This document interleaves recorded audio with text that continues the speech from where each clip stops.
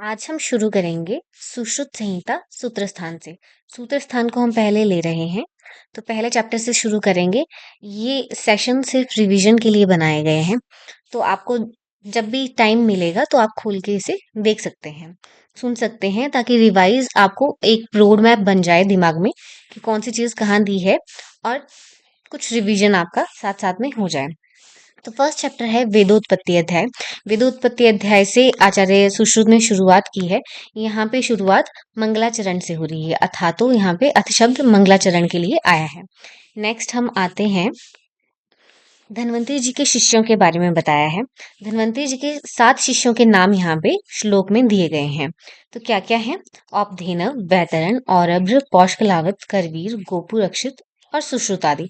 यहाँ पे आदि शब्द जो है, यहाँ पे प्रभृति ऊंचू, जिसका मतलब है एटसेट्रा शब्द से कौन कौन से आचार्य लिए हैं? 5 आचार्यों को इन्होंने ऐड किया है, भोज, निमि, कांकायन, गार्ग्य और गालव।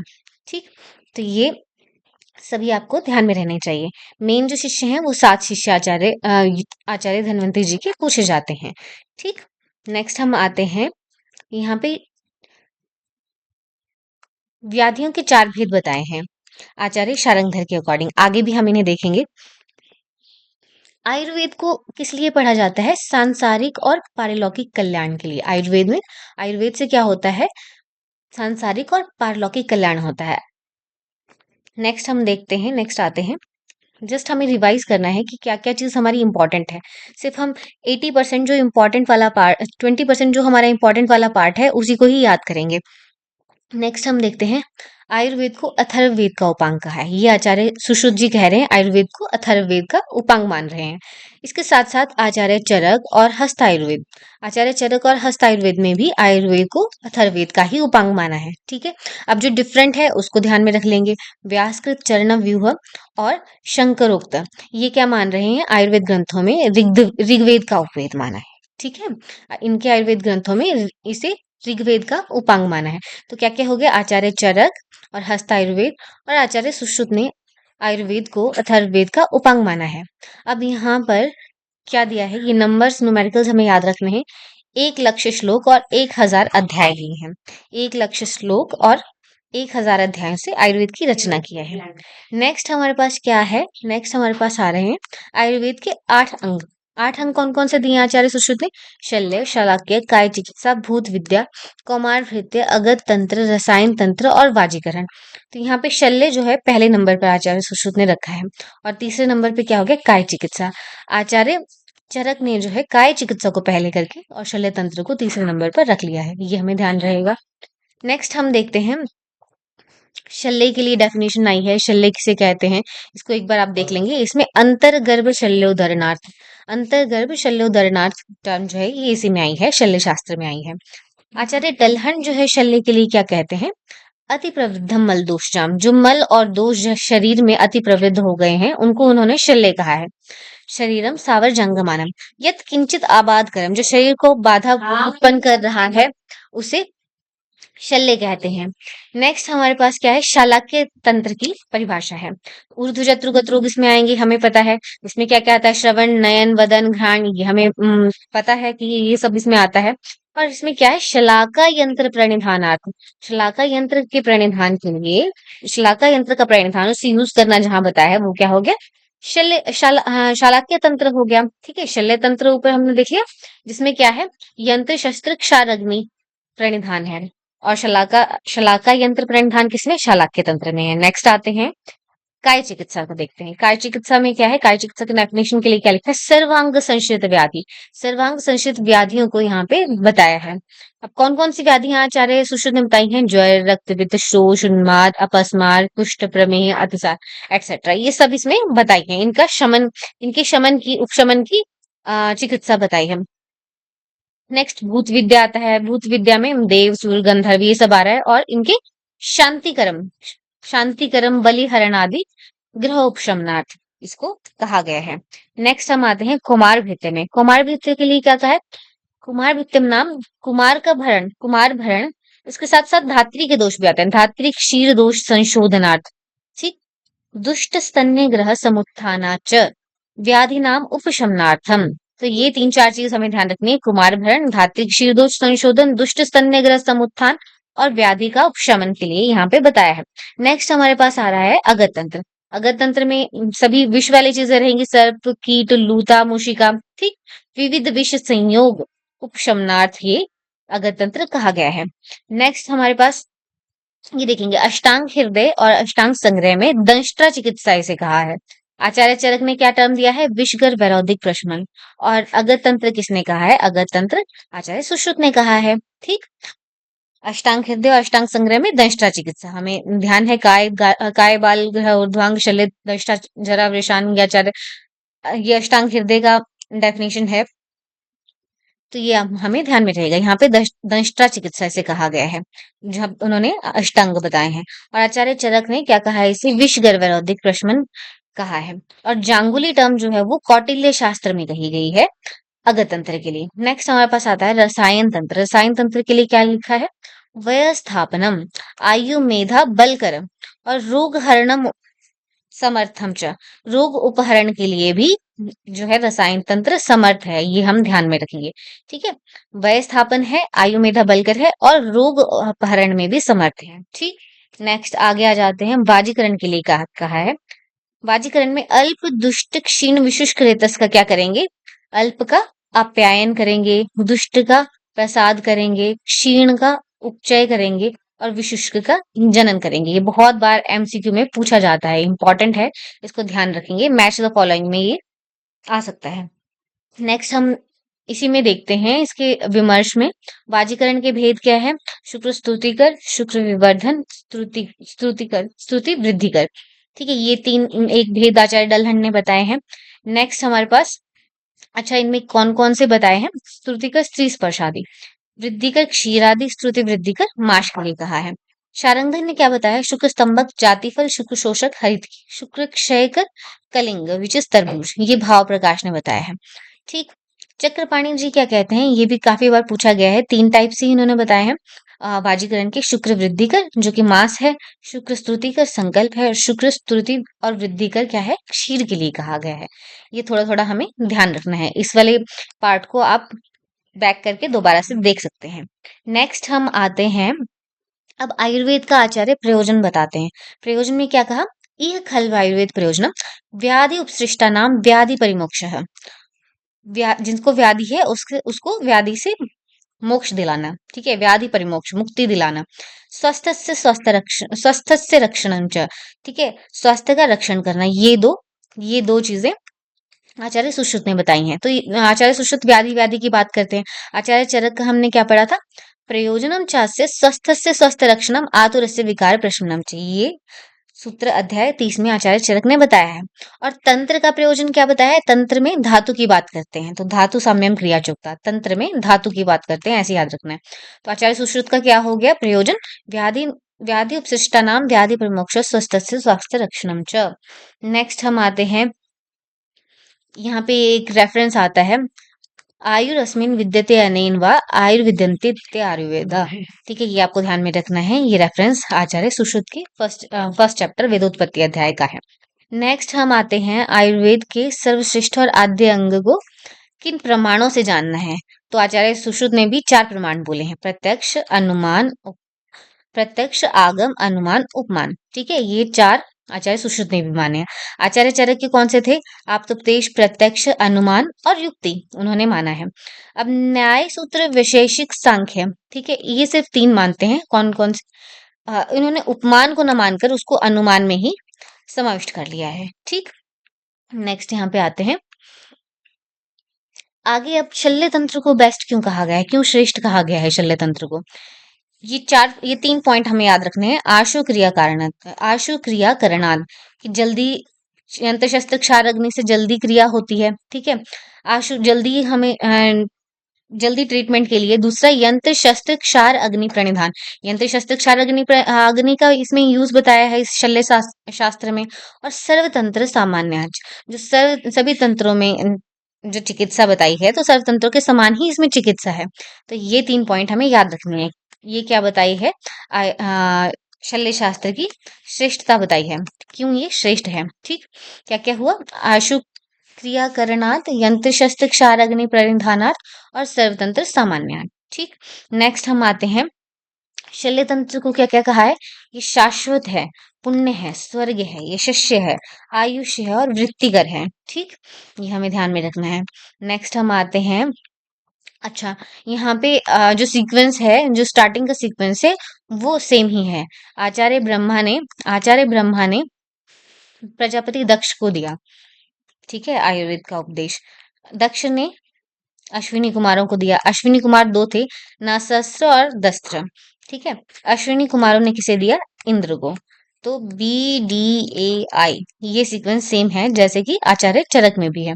ठीक है, ये आपको ध्यान में रखना है। नेक्स्ट हम आते हैं, नेक्स्ट श्लोक नंबर 30 देखेंगे। तो यहाँ क्या कह रहे हैं, पुरुष किसे कहते हैं, पुरुष पंच महाभूत शरीरी समवाय पुरुष इति उच्यते। शरीरी टर्म किसके लिए आया है, आत्मा के लिए। पंच महाभूत और आत्मा का जब संयोग होता है तो इसे हम पुरुष कहते हैं। ठीक, यहाँ पे ये टर्म आ गया। और इसी की क्रिया होती है, जो चिकित्सा कार्य होता है ना, वो इसी इसी पुरुष में होती है। नेक्स्ट हमारे पास देखो क्या कहते हैं, लोके द्विविधा, लोके ही द्विविधा, दो तरह के लोक बोले हैं, एक स्थावर और दूसरा जंगम। ठीक है, फर्दर उसको द्विधात्मक और बोला है क्या, आग्नेय और सौम्य। हर चीज आग्नेय और सौम्य दो तरह में डिवाइड हुई है। नेक्स्ट देखिए क्या है, चतुर्विध भूतग्राम कहे हैं। चतुर्विध भूतग्राम में किसे कहा है, संस्वेदज, जरायुज, अंडज और बीज। ये काफी बार पूछा जाता है, इसमें से चार ऑप्शन देके एक चेंज कर देंगे या फिर किसी और तरह से भी ये क्वेश्चन पूछा जाता है। इट इज इंपॉर्टेंट, इसको आपने ध्यान रखना है। चतुर्विध भूतग्राम क्या है, संस्वेदज, जरायुज, अंडज और बीज। आगे भी इसके बारे में पढ़ेंगे। अब इन चतुर्विध भूतग्रामों में प्रधान कौन है, तत्पुरुष प्रधानम। ठीक है, इसमें पुरुष को प्रधान कहा गया है। ठीक है, नेक्स्ट आते हैं आगे। यहाँ पे देखिए बीच में त्रिदंड कहा है। त्रिदंड क्या होता है, सत्व, आत्मा, शरीर, इस त्रिदंड। ठीक है, त्रिदंड किसे कहा है, सत्व, आत्मा, शरीर को त्रिदंड कहा है। नेक्स्ट देखो, अब व्याधि क्या है, तद दुख संयोग व्याधि उच्यते, है ना, दुख दुख का जो संयोग होता है उसी को ही व्याधि बोलते हैं। नेक्स्ट हमारे पास, अब ये व्याधियां कितने टाइप की होती हैं, व्याधियां चार तरह की होती हैं। काफी सारी चीजें यहाँ पे चार चार आने वाली हैं, इसका आप लिस्ट भी बना सकते हैं। तो आगंतुक, शारीरिक, मानसिक, स्वाभाविक, ये चार तरह की व्याधियां होती हैं। आगे हमने शारंगधर जी का पढ़ा था, तो वो उन्होंने क्या कहा है, स्वाभाविक, आगंतुक, कायिक, अंतरा। बस अंतरा टर्म आपको ध्यान में रखना है, ये मानसिक व्याधियों के लिए कहा है। इतना इंपॉर्टेंट तो नहीं है, बट ये चार तरह की व्याधियां चाहे सुश्रुत ने जो कही है वो आपको ध्यान में रहना चाहिए। कौन कौन सी है, आगंतुक, शारीरिक, मानसिक, स्वाभाविक।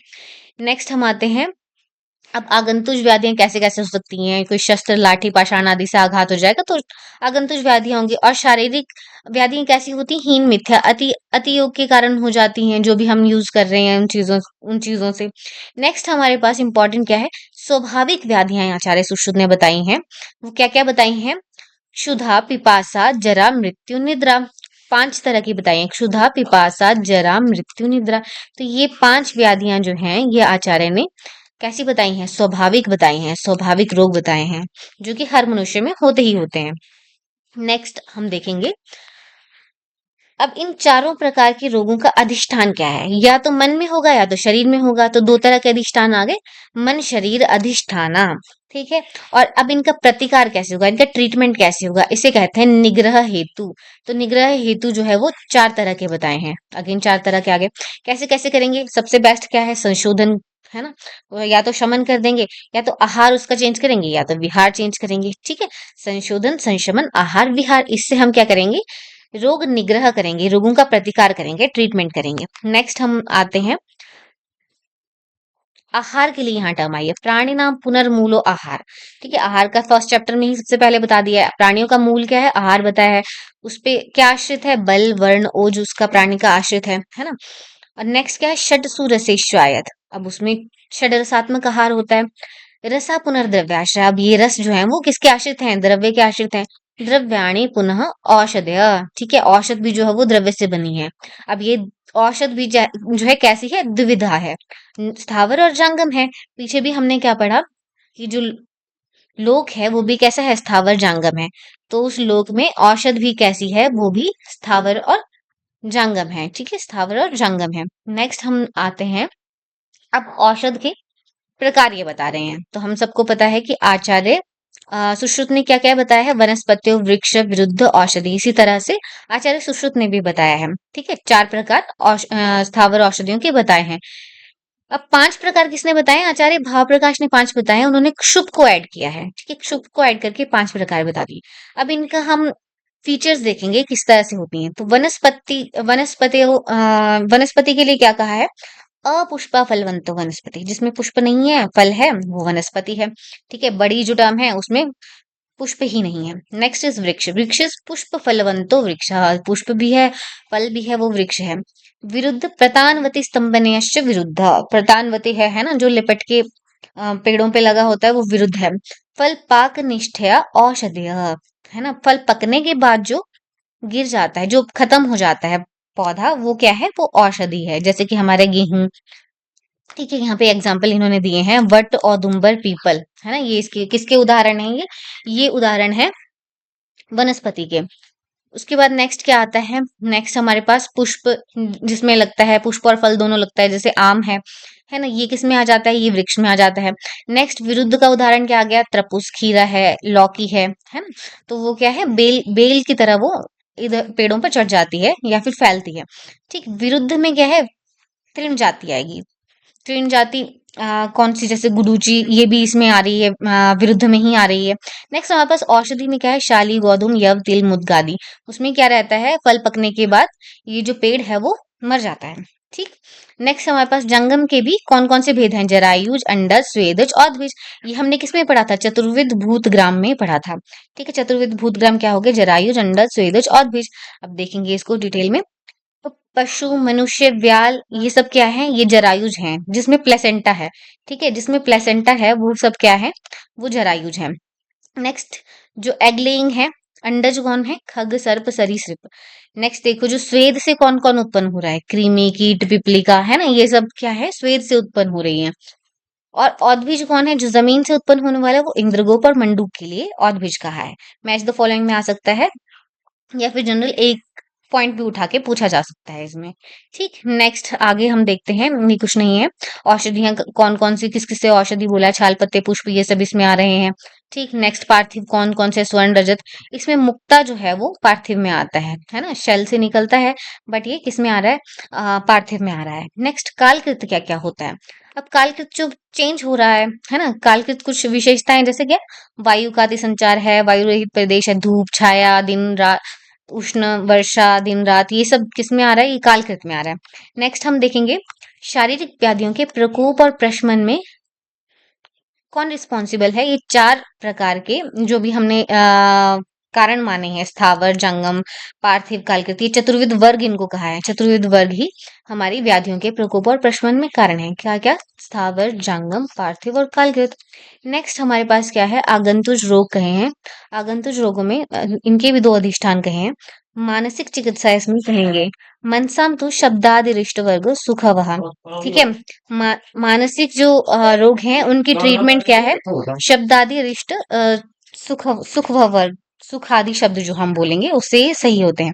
नेक्स्ट हमारे पास आचार्य चरक ने क्या कहा है? मानसिक ज्ञान, विज्ञान, धैर्य, स्मृति, समाधि, ये इन्होंने मानसिक रोगों की चिकित्सा कही है।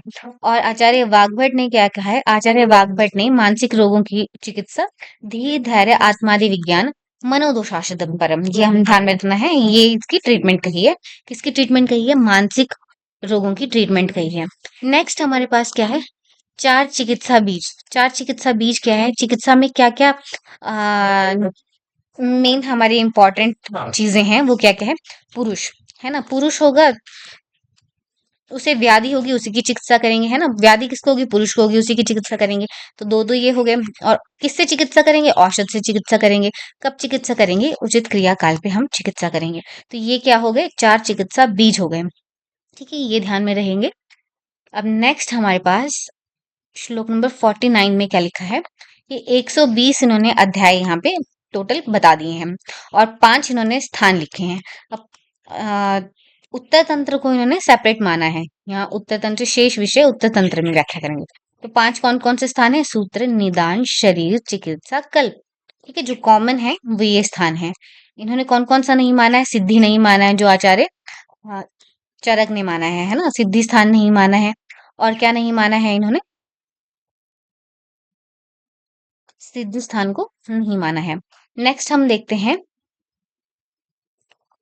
लास्ट श्लोक, श्लोक नंबर 50 में स्वयंभू टर्म जो है आचार्य ब्रह्मा जी के लिए आई है, और काशीपति प्रकाशितम यहाँ पे टर्म आई है। काशीपति प्रकाशितम किसके लिए लिखा है? काशीपति प्रकाशितम आदिदेव के लिए लिखा है, आदिदेव धन्वंतरी के लिए लिखा है। ठीक, तो इस तरह से ये चैप्टर खत्म होता है। आप इसको दोबारा दोबारा से सुन के रिवाइज कर सकते हैं।